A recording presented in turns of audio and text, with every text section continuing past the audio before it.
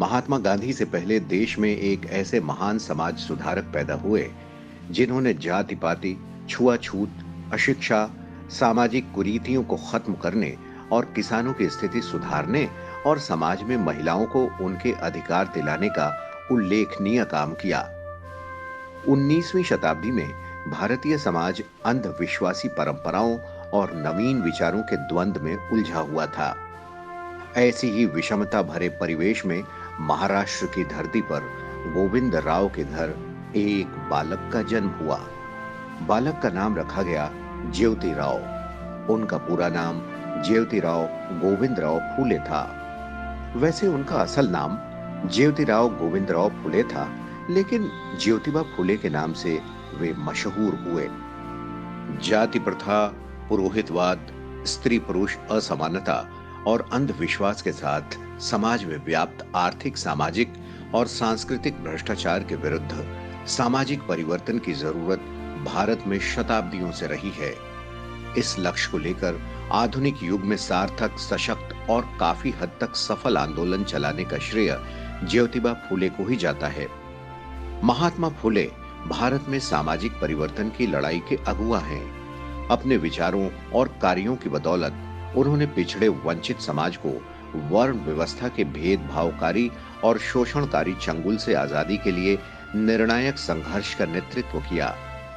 इसके साथ ही उन्होंने देश की पहली महिला शिक्षिका और अपनी पत्नी सावित्रीबाई फूले के साथ मिलकर महिलाओं की मुक्ति के लिए भी प्रयास किया। देश में समाज सुधार आंदोलन पर उनके प्रभाव को इस बात से समझा जा सकता है कि संविधान निर्माता डॉक्टर भीमराव अंबेडकर महात्मा फूले को अपना प्रेरणा स्रोत मानते थे। महात्मा ज्योतिबा फूले को 19वीं सदी का प्रमुख समाज सेवक माना जाता है। उन्होंने भारतीय समाज में फैली अनेक कुरीतियों को दूर करने के लिए सतत संघर्ष किया। भारतीय सामाजिक क्रांति के जनक कहे जाने वाले महात्मा ज्योतिबा फूले का जन्म 11 अप्रैल 1827 को महाराष्ट्र के पुणे में माली परिवार में हुआ था। वे एक महान विचारक, कार्यकर्ता, समाज सुधारक, लेखक, दार्शनिक, संपादक और क्रांतिकारी थे। उन्होंने जीवन भर पिछड़ी जाति, महिलाओं और दलितों के उद्धार के लिए काम किया। इस काम में उनकी धर्मपत्नी सावित्रीबाई फूले ने भी पूरा योगदान दिया। उन्होंने स्त्री शिक्षा और स्त्रियों के उत्थान के लिए भी काफी काम किए। महात्मा फूले का बचपन कठिनाइयों में बीता। महज 9 माह के थे जब उनकी मां का देहांत हो गया। उनका लालन पालन सगुणाबाई नामक एक दाई ने किया। सगुणाबाई ने ही उन्हें मां की ममता और दुलार दिया। 7 साल की आयु में ज्योतिबा फूले को गांव के स्कूल में पढ़ने के लिए भेजा गया। आर्थिक तंगी के कारण खेतों में पिता का हाथ बटाने के लिए उन्हें छोटी उम्र में ही अपनी पढ़ाई छोड़नी पड़ी।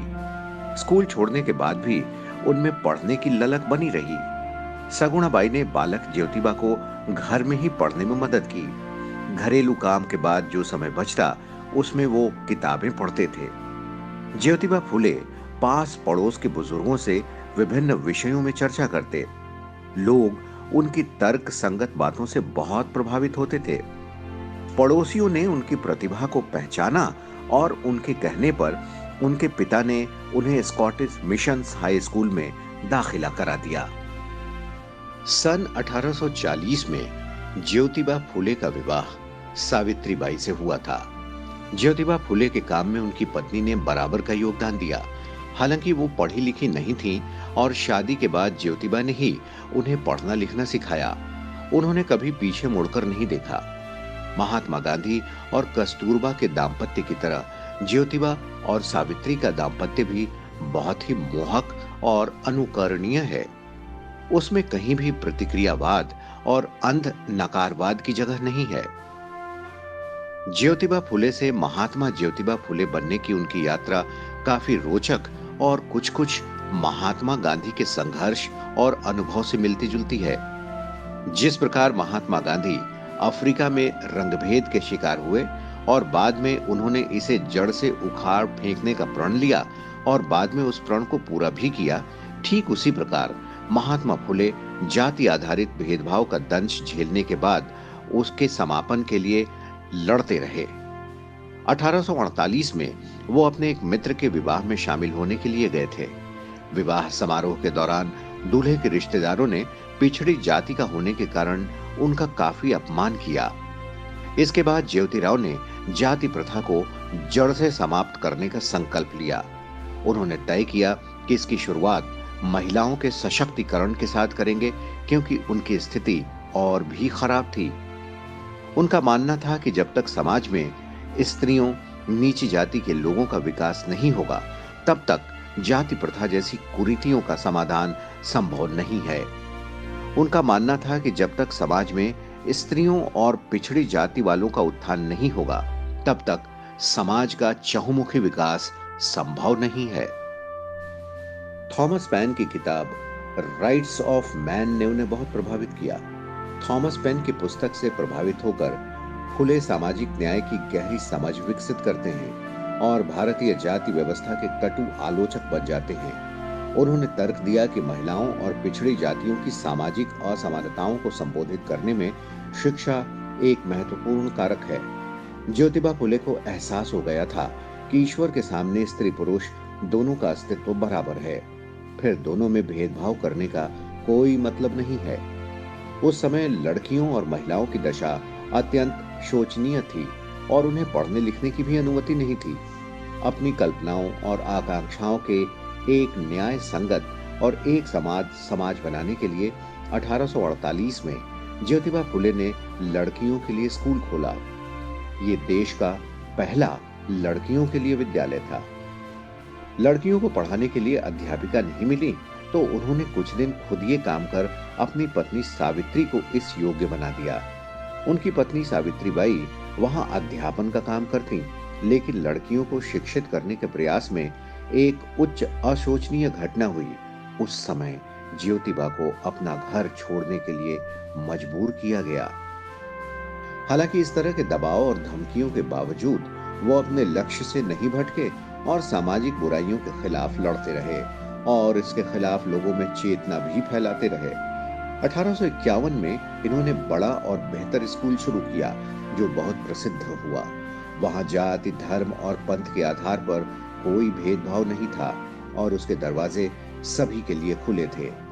लोगों ने प्रारंभ से ही उनके काम में बाधा डालने की कोशिश की, लेकिन महात्मा फुले आगे बढ़ते ही गए। सावित्रीबाई फुले स्वयं इस स्कूल में लड़कियों को पढ़ाने के लिए जाती थीं, लेकिन यह सब इतना आसान नहीं था। उन्हें लोगों के कड़े विरोध का सामना करना पड़ा, लेकिन उन्होंने कभी हार नहीं मानी। इसके बाद ज्योतिबा फुले ने लड़कियों के लिए 2 और स्कूल खोले और एक स्कूल पिछड़ी जाति के बच्चों के लिए खोला। ज्योतिबा फुले का मानना था कि समाज में बदलाव लाने की काम की शुरुआत घर से ही होनी चाहिए। उस समय ऐसा करने की हिम्मत करने वाले वे देश के पहले समाज सुधारक थे। आजीवन वे आस्तिक बने रहे, लेकिन मूर्ति पूजा का विरोध किया। 24 सितंबर 1873 को दलितों और निर्बल वर्ग को न्याय दिलाने के लिए ज्योतिबा फुले ने सत्य शोधक समाज स्थापित किया। वे खुद इसके अध्यक्ष थे और सावित्रीबाई फुले महिला विभाग की प्रमुख। इस संस्था का मुख्य उद्देश्य पिछड़ी जातियों को शोषण से मुक्त कराना था। उन्होंने मूर्ति पूजा का भी विरोध किया और चतुर्वर्णीय जाति व्यवस्था को ठुकरा दिया। इस संस्था ने समाज में तर्क संगत विचारों को फैलाया और शैक्षणिक और धार्मिक नेताओं के रूप में उच्च वर्ग को स्वीकार करने से इनकार कर दिया। सत्य शोधक समाज पूरी तरह से गैर राजनीतिक संगठन था। राजनीतिक सवालों पर बोलना उसमें सख्त मना था। ये महात्मा फुले का जनता पर प्रभाव और अनूठी कार्यशैली थी कि सत्य शोधक समाज को पांव जमाने में देर न लगी। स्थापना के कुछ ही महीनों में मुंबई और पुणे के शहरी और ग्रामीण क्षेत्रों में उसकी शाखाएं स्थापित होने लगीं। कोल्हापुर के शासक शाहू महाराज ने इस संस्था को भरपूर वित्तीय और नैतिक समर्थन दिया। सत्य शोधक समाज की मान्यताएं थी, भक्त और भगवान के बीच किसी बिचौलिए की कोई जरूरत नहीं। बिचौलियों की तरफ से लादी गई धार्मिक दास्ता को नष्ट करना और सभी जातियों के स्त्री पुरुषों को शिक्षा उपलब्ध कराना। सत्य शोधक समाज के प्रमुख उद्देश्य थे पुरोहित, सूदखोर आदि की सामाजिक सांस्कृतिक दास्ता से मुक्ति दिलाना, धार्मिक सांस्कृतिक कार्यों में पुरोहितों की अनिवार्यता को खत्म करना, पिछड़ों को शिक्षा के लिए प्रोत्साहित करना, सामूहिक हितों की प्राप्ति के लिए उनमें एकजुटता का भाव पैदा करना, धार्मिक और जाति आधारित उत्पीड़न से मुक्ति दिलाना, पढ़े लिखे पिछड़े वर्गों के युवाओं के लिए प्रशासनिक क्षेत्र में रोजगार के अवसर उपलब्ध कराना। कुल मिलाकर यह सामाजिक परिवर्तन के घोषणा पत्र को लागू करने का कार्यक्रम था। पिछड़ी जातियों को ज्योतिबा फुले पर भरोसा था।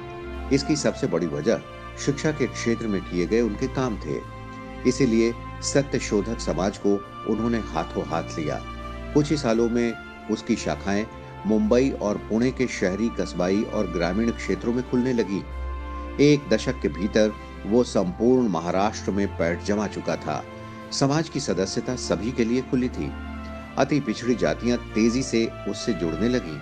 लोगों ने शादी ब्याह, नामकरण ऐसे अनेक अवसरों पर पुरोहितों को बुलाना छोड़ दिया। इसी साल उनकी पुस्तक गुलामगिरी का भी प्रकाशन हुआ। 1873 में प्रकाशित ये पुस्तक आज भी समाज में हो रहे भेदभाव पर खरी उतरती है। दोनों ही घटनाओं ने पश्चिमी और दक्षिण भारत के भावी इतिहास और चिंतन को बहुत प्रभावित किया।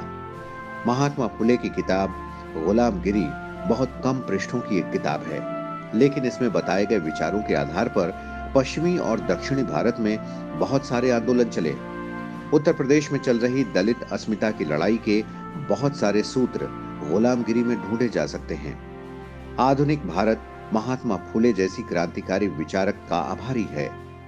अमेरिकी राष्ट्रपति के भारत दौरे के दौरान पूर्व उप मुख्यमंत्री छगन भुजबल ने मुंबई में बराक ओबामा को यह पुस्तक भेंट स्वरूप दी और उन्हें इसका सार बताया।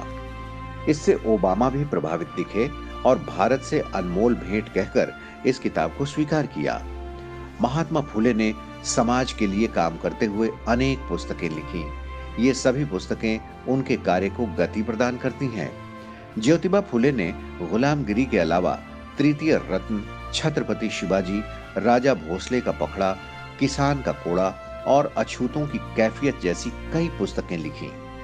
ज्योतिबा ने किसानों, श्रमिकों और अन्य सर्वहारा वर्ग की दबी आवाज को उभारने के मकसद से जनवरी 1877 में एक साप्ताहिक समाचार पत्र का प्रकाशन संपादन शुरू किया।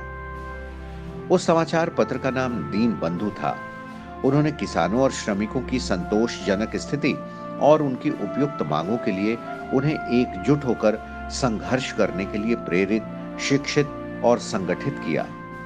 सत्य शोधक समाज के आंदोलन में इसके मुखपत्र दीन बंधु प्रकाशन ने भी महत्वपूर्ण भूमिका निभाई। ज्योतिबा के प्रयासों से उन दिनों किसानों और श्रमिकों के हितों की रक्षा और सत्य शोधक समाज के प्रचार के लिए अम्बाल हरि, दीन मित्र, किसानों का हिमायती नामक समाचार पत्र प्रकाशित किए गए। 1882 में तत्कालीन अंग्रेजी सरकार ने हंटर कमीशन भेजा। हंटर कमीशन के अध्यक्ष सर विलियम हंटर थे। ये आयोग भारत में शिक्षा व्यवस्था की दशा और दिशा की जानकारी प्राप्त करने के लिए गठित किया गया था।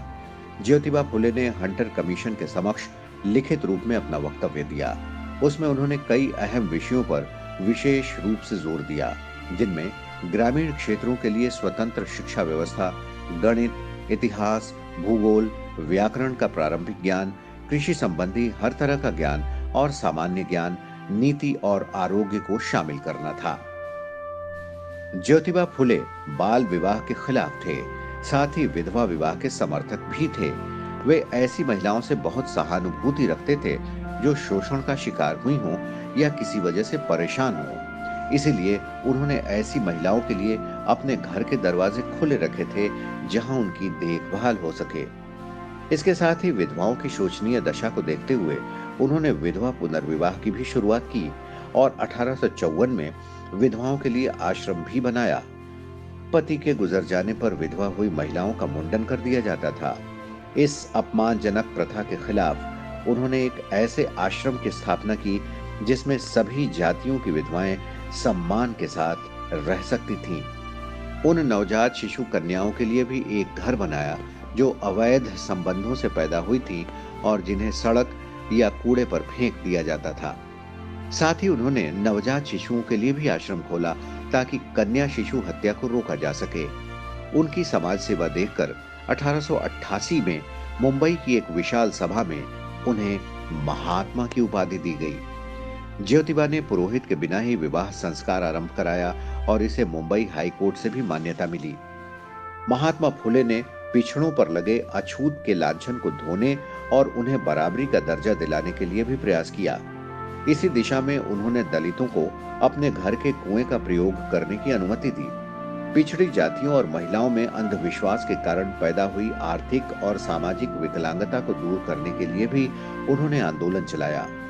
उनका मानना था कि अगर आजादी, समानता, मानवता, आर्थिक न्याय, शोषण रहित मूल्यों और भाईचारे पर आधारित सामाजिक व्यवस्था का निर्माण करना है, तो असमान और शोषक समाज को उखाड़ फेंकना होगा। उन्होंने विधवाओं और महिला कल्याण के लिए काफी काम किया था। उन्होंने इसके साथ ही किसानों की हालत सुधारने और उनके कल्याण के लिए भी काफी प्रयास किए। ज्योतिबा फुले ये जानते थे कि देश और समाज की वास्तविक तरक्की तब तक नहीं हो सकती जब तक देश का बच्चा बच्चा जाति पाति के बंधनों से मुक्त नहीं हो जाता। साथ ही देश की नारियां समाज के प्रत्येक क्षेत्र में समान अधिकार नहीं पा लेती।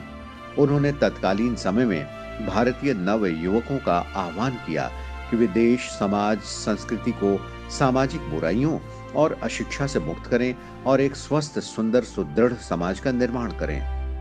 मनुष्य के लिए समाज सेवा से बढ़कर कोई धर्म नहीं है। इससे अच्छी ईश्वर सेवा और कोई नहीं।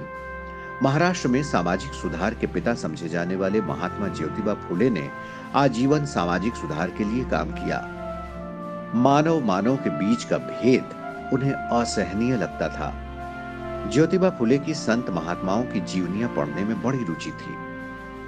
उन्हें ज्ञान हुआ कि जब भगवान के सामने सब नर नारी समान हैं, तो उनमें ऊंच नीच का भेद क्यों होना चाहिए। ज्योतिबा फुले ने अपने काम से अनेक लोगों को प्रभावित किया। ये प्रभाव उनकी मृत्यु पर्यंत भी बना रहा। डॉक्टर भीमराव अंबेडकर भी उनसे काफी प्रभावित हुए और महात्मा की राह पर चलते हुए उन्होंने पिछड़ों के उत्थान के लिए कई काम किए, जिनका प्रत्यक्ष परिणाम आज देखा जा सकता है। ज्योतिबा फुले 19वीं सदी के एक बड़े समाज सुधारक, सक्रिय प्रतिभागी और विचारक थे। उन्होंने भारतीय समाज में प्रचलित जाति आधारित विभाजन और भेदभाव की मुखालफत की। ज्योतिराव अपना संदेश लोगों तक कैसे पहुंचाते थे, इसका एक रोचक किस्सा रोजलिंड ओ हेनलान ने अपनी पुस्तक में लिखा है। एक बार महात्मा फुले अपने मित्र ज्ञानोबा सासने के साथ पुणे के बाहर स्थित एक बागीचे के भ्रमण के लिए गए।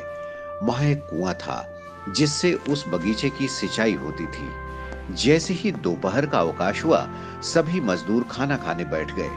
ये देख वो कुएं तक पहुंचे और कुएं के डोल को चलाने लगे।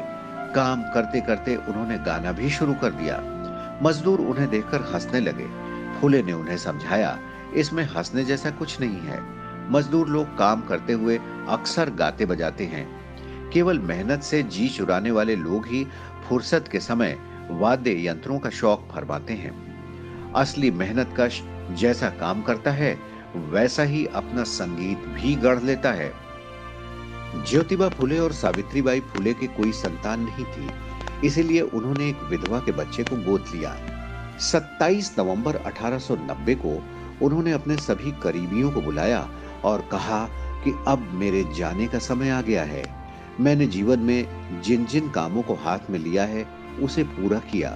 मेरी पत्नी सावित्री ने हरदम परछाई की तरह मेरा साथ दिया है और मेरा पुत्र यशवंत अभी छोटा है और मैं इन दोनों को आपके हवाले करता हूँ।